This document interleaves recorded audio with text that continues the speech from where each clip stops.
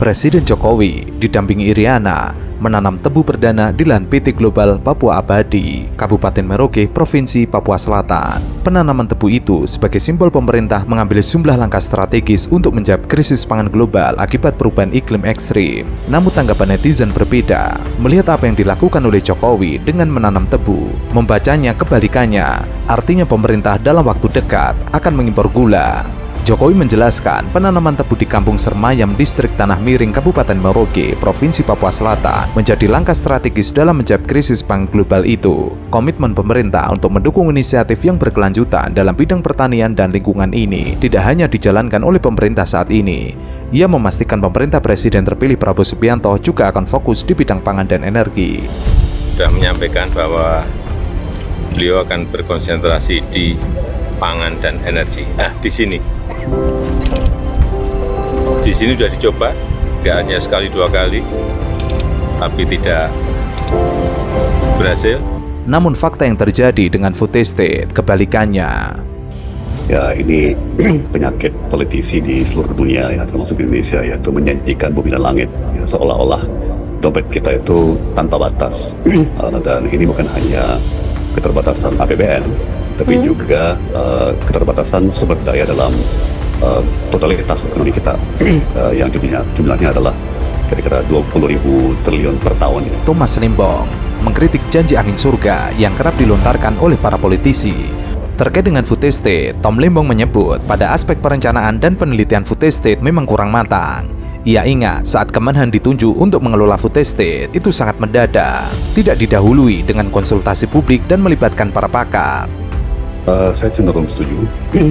Rasanya dari segi penelitian dan perencanaan itu kurang matang, ya. Saya ingat waktu program food estate ini ditunjuk ke Pak Menhan, Menteri Pertahanan, Kementerian Pertahanan, itu menarik sekali dan tidak didahului oleh konsultasi publik atau keikutsertaan pakar-pakar dan ahli-ahli, ya. Definisi food estate adalah lahan yang masif dengan pendekatan industrial, luasnya puluhan ribu hingga ratusan ribu hektar. Yang dilakukan sekarang ini bukan food estate, tapi pertanian biasa. Karena food estate itu adalah kawasan atau lumbung pangan yang masif. Contohnya seperti perkebunan sawit. Apa itu definisi daripada food estate? Ya. Sejauh yang kami ketahui, definisi daripada food estate itu adalah lahan yang masif. Ya, jadi konsepnya daripada food estate itu dari dulu, dari zamannya Orde Baru, Soeharto sampai sekarang, ya, adalah lahan yang masif dengan pendekatan industrial. Ya, jadi industrialisasi pertanian dengan mekanisasi, dengan pendekatan yang padat modal, ya, secara masif, ya, ribuan dan puluhan ribu dan bahkan ratusan ribu hektar, ya, seperti misalnya perkebunan kelapa sawit gitu.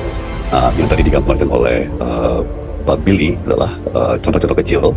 Bagi saya itu tidak sebetulnya masuk dalam definisi food estate, yaitu anggap aja food pertanian biasa, ya. Tapi kalau yang disampaikan tadi hanya 1.000 hektar itu cuma pertanian biasa. Ia lalu membandingkan program food estate yang tidak ada hasilnya dengan keberpihakan kepada petani dengan menyediakan pupuk. Sejatinya uang triliunan yang hangus di food estate akan lebih bermanfaat jika dijadikan untuk pengadaan pupuk buat petani. Program food estate ini memang sampai sekarang tidak menghasilkan, ya. Semua petani di seluruh daerah mengeluh mengenai harga pupuk, mengenai ketersediaan pupuk, ya kan. Jadi daripada kita melakukan hal yang sangat eksperimental, ya, seperti food estate yang puluhan tahun tidak pernah berhasil, ya kan, mendingan baik anggaran maupun perhatian pemerintah, kebijakan itu ditujukan dulu kepada yang konkret, yang di depan mata. Pertama, ya, masalah pupuk bagi petani. Impor beras saat ini itu kebijakan yang serampangan, tanpa dasar, tanpa data, dan tanpa perhitungan. Dan tentunya salah satu yang perlu kita kritisi di sini itu adalah food estate, ya. Mungkin sedikit kasih konteks, ya. Food estate itu sebenarnya adalah sebuah konsep di mana basisnya itu adalah corporate farming yang sangat lazim dilakukan di negara-negara maju, negara-negara industri seperti Amerika Serikat, Jerman, Australia. Juru bicara Anies Baswedan, Profesor Zulfikar Amir, memberikan kritikan pedas terkait food estate yang saat ini nihil hasil. Zulfikar mengatakan, jika food estate yang dikerjakan oleh Kemenhan Prabowo, basisnya adalah corporate farming yang sangat lazim dilakukan di beberapa negara maju yang jumlah petaninya sangat sedikit. Dan mereka melakukan itu kenapa? Karena jumlah petani di sana itu sangat sedikit akibat proses industrialisasi dan banyak orang yang beralih dari sektor tradisional ke sektor modern, sehingga corporate farming atau pertanian yang dilakukan oleh korporasi itu menjadi lazim dan menjadi tepat. Hal itu akibat industrialisasi di negara tersebut dari tradisional ke modern. Ia lalu melanjutkan, jika konsep food estate ini tidak tepat diterapkan di Indonesia, lantaran masih banyak penduduknya yang bermata pencaharian sebagai petani dan jumlahnya masih sangat banyak, hingga jutaan orang. Tapi ketika dibawa ke Indonesia, di mana kita masih punya ada jutaan petani yang sebenarnya adalah bagian dari sistem produksi pangan kita, itu sangat tidak tepat ketika corporate farming ini itu diterapkan. Kenapa? Karena dia melakukan peminggiran petani yang sebenarnya menjadi pelaku utama di dalam produksi pangan. Karena itulah negara harus melibatkan mereka dalam produksi pangan, sehingga mereka berdaya secara ekonomi. Selain itu, biasanya pengelola food estate adalah perusahaan-perusahaan yang punya kompetensi di bidang pertanian. Yang terjadi di food estate sangat kontradiktif, karena pengelola food estate tidak memiliki kompeten di bidang tersebut. Akhirnya timbul masalah dan tidak ada hasilnya. Ya kan? Lalu kemudian biasanya corporate farming itu dilakukan oleh perusahaan-perusahaan yang punya kompetensi di bidang pertanian, seperti misalnya Monsanto dulu sebelum diakuisisi sama Bayer, Cargill, John Deere dan sebagainya.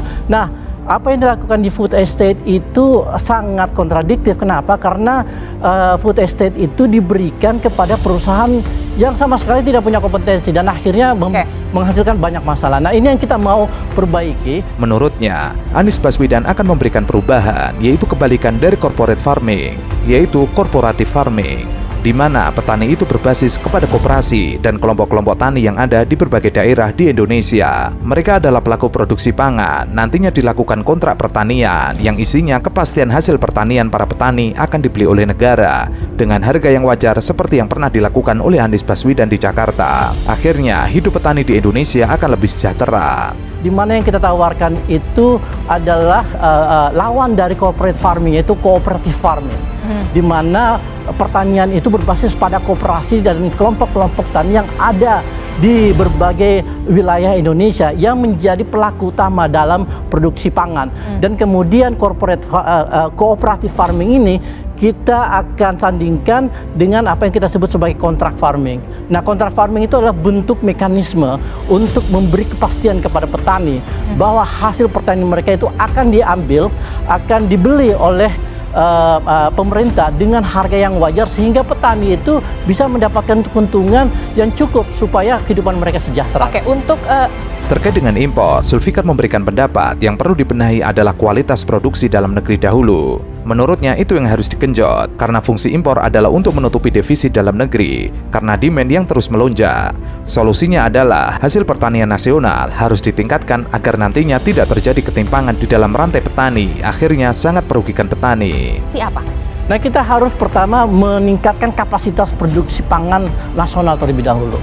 Karena kuncinya sebenarnya di situ. Yang namanya import itu hanyalah upaya untuk menutupi defisit produksi pangan terhadap demand yang muncul. Ya kan, mungkin pada momen-momen tertentu di mana demand kita tinggi, mungkin kita butuh melakukan import pangan. Tetapi yang paling fundamental di sini sebenarnya adalah produksi pangan secara nasional. Dan ini yang perlu kita perbaiki karena strukturnya itu sangat timpang akibat berbagai praktek di mana petani-petani kita itu dipinggirkan. Hal senada juga diungkapkan oleh Prof. Dwi. Ia secara keras memberikan kecaman terhadap impor beras di Indonesia. Menurutnya, impor saat ini kebijakan serampangan, tanpa data, tanpa dasar, dan tanpa perhitungan. Karena itu akan merugikan para petani. Ia mencontohkan impor di akhir tahun, di saat petani akan panen. Alasannya untuk menjaga kestabilan harga beras. Ini kebijakan sangat serampangan, tidak masuk di akal. Impor beras saat ini itu kebijakan yang serampangan, tanpa dasar, tanpa data, dan tanpa perhitungan. Mengapa alasan pernyataan keras tersebut saya keluarkan? Karena apa? Ini pasti menghantar sedulur-sedulur tani kami. Ini pasti akan menyakitkan sedulur-sedulur tani kami. Ketika harga beras mulai naik, di akhir tahun diputuskan impor 500 juta ton. Impor di akhir tahun itu sama sekali tidak masuk akal, kan? Apalagi digunakan untuk mengatasi harga beras di akhir tahun juga, gimana logikanya? ekspansi volume produksi sangat cepat. Ini yang membuat dunia itu oversupply dengan nikel. Sekarang ini kita 50% produser nikel dunia. Jadi apa yang kita lakukan itu sangat berdampak kepada market. Karena kita memproduksi terus, maka harga dunia turun. Dewan Pakar Timnas Amin, Wijayanto Samirin, membenarkan data dari CEO Kapten Timnas Amin, Tom Lembong, jika eksplorasi nikel di Indonesia ugal-ugalan, sehingga menimbulkan oversupply dunia, karena Indonesia adalah produsen 50% nikel dunia. Jadi, apa yang dilakukan Indonesia akan berdampak terhadap harga nikel dunia. Jika Indonesia terus memproduksi, maka harga nikel dunia akan jatuh. Samirin melanjutkan, sejak tahun 2015 sampai tahun 2022, suplai dunia itu naik 1,47 juta ton per tahun. Kebutuhannya hanya naik 1,14 juta ton dan sekarang sudah oversupply dan hampir 100% suplai dari Indonesia. Sebagai gambaran, Mbak, dalam beberapa tahun terakhir dari 2015 hingga 2022, supply nikel dunia itu naik 1,47 juta ton per tahun. Demand-nya hanya naik 1,14 juta ton, sehingga sekarang sudah oversupply dan hampir 100% supply itu dari Indonesia. Nah, dalam konteks supply ini kita adalah superpower nikel, jadi kita harus hati-hati berpikir strategik, tidak hanya berpikir hit and run, short term, aji mumpung gitu ya. Karena itu akan mempengaruhi industri di mana kita mempunyai saham paling besar gitu. Indonesia adalah superpower nikel dunia, maka harus hati-hati dalam mengeksplorasi nikel, berpikir lebih strategis, tidak hanya berpikir hit and run, short term, aji mumpung, karena itu akan mempengaruhi industri di mana Indonesia memiliki saham besar. Terkait lingkungan, Samirin mengatakan, banyak sekali keluhan masyarakat, laut kotor tercemar, nelayan kehilangan mata pencaharian, petani tidak bisa lagi bekerja, hingga masalah governance.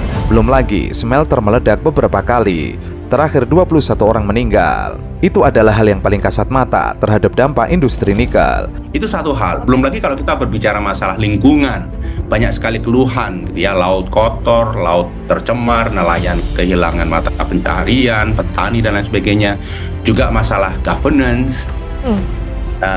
Smelter meledak beberapa kali, yang terakhir kemarin 21 meninggal.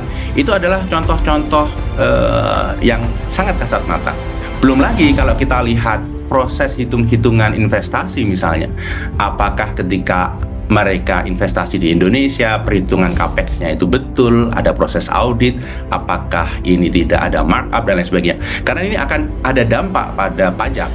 Belum lagi jika berbicara hitung-hitungan investasi, apakah hitungannya betul, ada markup atau tidak, karena ini akan berdampak kepada pajak. Hal senada juga diungkapkan oleh Managing Director BEPS, Antoni Budiawan. Ia membenarkan apa yang dikatakan oleh Thomas Lembong. Malah yang ditudingkan oleh Gibran soal Tom Lembong anti nikel adalah kesalahan. Pasalnya, Indonesia saat ini bukan produsen baterai, sehingga tidak bisa menentukan teknologi baterai. Tom Lembong, pertama, Indonesia tidak dalam posisi menentukan arah teknologi baterai. Teknologi baterai adalah ditentukan oleh produsen baterai dan user dari baterai. Salah satunya yang terbesar tentu aja saat ini adalah EV, electrical vehicle. Fakta bahwa tadi juga ada datanya dari Kompas bahwa penggunaan LFP ini semakin besar, semakin banyak. Yang baru-baru untuk short range itu akan menggunakan LFP karena LFP lebih murah.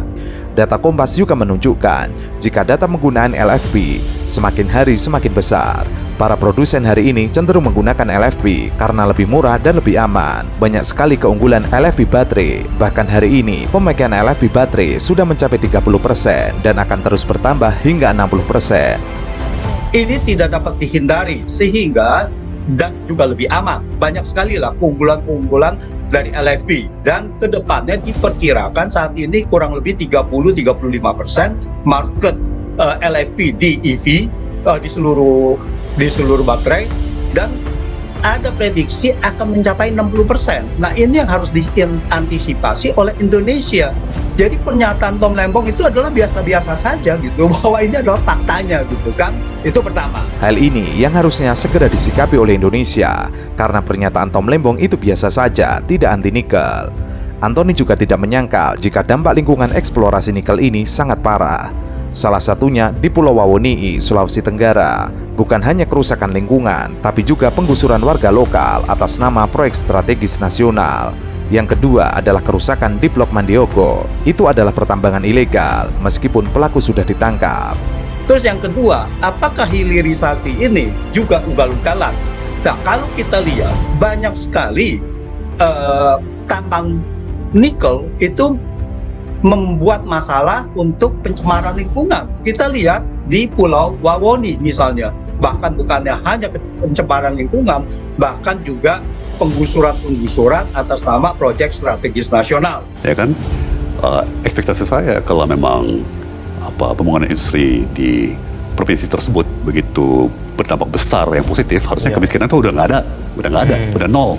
Ya, karena sekali lagi cuannya begitu besar, 500 triliun, ya kan, kok masih ada kemiskinan di Sulawesi Tenggara. Ya, jadi itu sebuah mitos yang juga mungkin perlu kita evaluasi kembali. CEO Kapten Timnas Anies Muhaimin Iskandar, Thomas Limbong, menjawab tudingan Menteri Koordinator Bidang Kemaritiman dan Investasi, Luhut Binsar Panjaitan, terkait hilirisasi yang selama ini terus dipromosikan oleh Presiden Jokowi. Sampai-sampai Capres dan Cawapres Prabowo Gibran setiap ditanya oleh Capres-Cawapres lain terkait semua permasalahan, jawabannya selalu hilirisasi. Tom Limbong mengatakan, jika Capres Anies Baswedan dan Muhaimin tidak anti hilirisasi, bahkan hilirisasi itu masuk dalam visi paslon nomor urut 1 tersebut, karena hilirisasi adalah istilah keren dari industri pengolahan yang sudah ada ratusan tahun yang lalu, seperti pengolahan gabah menjadi beras, tebu menjadi gula, itulah hilirisasi. Jadi sekali lagi kami tidak anti hilirisasi, ya. Hilirisasi itu juga ada dalam visi Anies Muhaimin, ya kan. Yang kita anti adalah hilirisasi yang ugal-ugalan, ya, sebagaimana dilaksanakan di sektor nikel di Indonesia. Ya, sebenarnya kan hilirisasi ini istilah keren untuk sebuah industri yang sudah ada ratusan tahun, yaitu namanya industri pengolahan. Ya, jadi mengolah gabah menjadi beras itu juga hilirisasi, itu pengolahan. Ya kan, mengolah tebu menjadi gula itu juga pengolahan. Ya, dan itu seperempat daripada ekonomi Surabaya adanya di sektor industri pengolahan.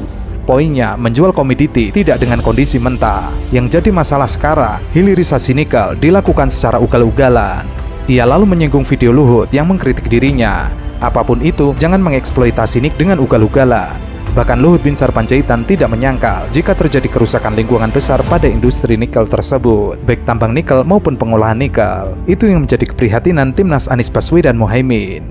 Pertama, jangan laksanakan apapun juga, termasuk hilirisasi nikel secara ugal-ugalan. Ya. Jadi mungkin kita bisa tayangkan ya, saya mensyukuri bahwa mungkin kita ke slide 2 saja ya. Tapi saya mau mensyukuri bahwa Pak Luhut dalam pernyataannya video 8 menit sekalipun tidak menyangkal masalah pencemaran lingkungan. Ya, yang diakibatkan oleh industri nikel kita, baik tambang nikel maupun pengolahan nikel. Ya, ia juga mengapresiasi Muhaimin Iskandar yang menanggapi tantangan dan undangan Luhut untuk datang ke Morowali melihat kerusakan lingkungan, bahkan bisa rekreasi renang di laut yang warnanya coklat karena kerusakan lingkungan yang begitu parah. Atau mungkin bisa langsung bertemu dengan masyarakat setempat, bertanya mengenai kerusakan lingkungan hingga bentrokan sosial dengan tenaga kerja asing di sana. Jadi itu satu keprihatinan kami. Ya, saya juga mau mengapresiasi cawapres kami Pak Muhaimin ya, yang menanggapi undangan Pak Luhut untuk bareng-bareng berkunjung ke Morowali, ya kan, karena nanti bisa sama-sama berenang di laut, coba yang coklat, untuk ngelihat sendiri pencemaran lingkungan, ya, bisa bicara langsung dengan rakyat setempat mengenai bentrokan-bentrokan sosial dengan TKA dari Tiongkok. Ia juga berterima kasih kepada Luhut karena diberi data angka yang menurutnya menambah rekomennya bahwa hilirisasi ini sebenarnya tidak memberikan dampak positif terhadap masyarakat sekitar. Argumen Luhut mengatakan bahwa hilirisasi ini berdampak kepada pengentasan kemiskinan Sulawesi Tengah. Luhut mengungkapkan angka kemiskinan di Morowali, Sulawesi Tengah turun dari 14% ke 12%. Ia lalu menyanggah masalahnya data tingkat kemiskinan di Sulawesi Tenggara jauh dari rata-rata tingkat kemiskinan nasional. Meskipun turun dari 14 ke 12%, itu jauh dari penurunan kemiskinan nasional, yaitu dari 12 ke 9%.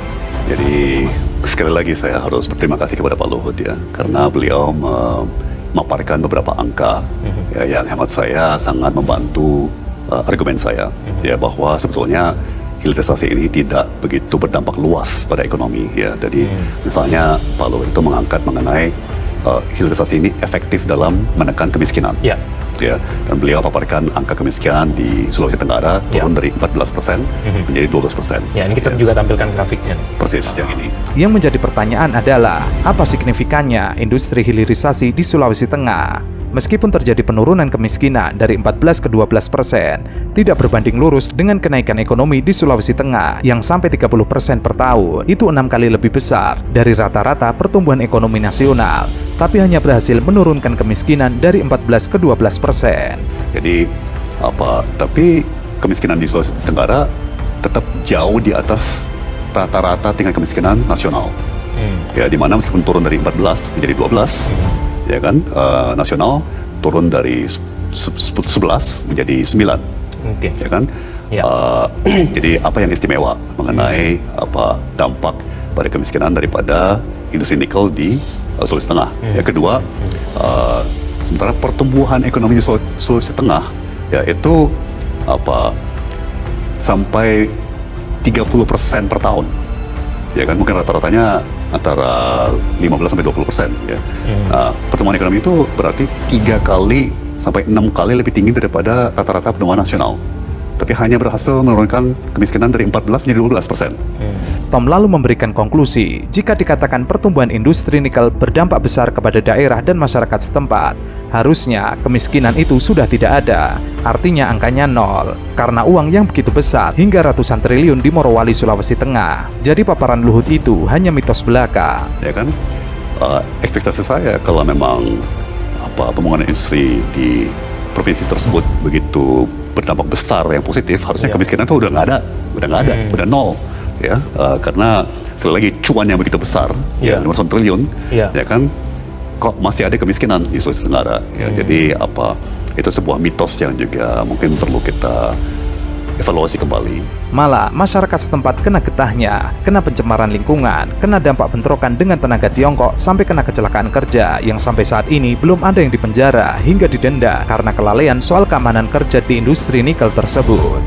Ya, malah masyarakat setempat kena getahnya kan, kena pencemaran lingkungan, kena bentrokan dengan TKA dari Tiongkok, kena kecelakaan kebakaran dan ledakan yang memakan banyak nyawa, dan yang kami sesalkan sejauh yang kami tahu sampai sekarang belum ada yang dipenjara, belum ada yang bahkan didenda ya atas pelanggaran standar keamanan bagi pekerja di pabrik smelter ya di sana. Jadi ya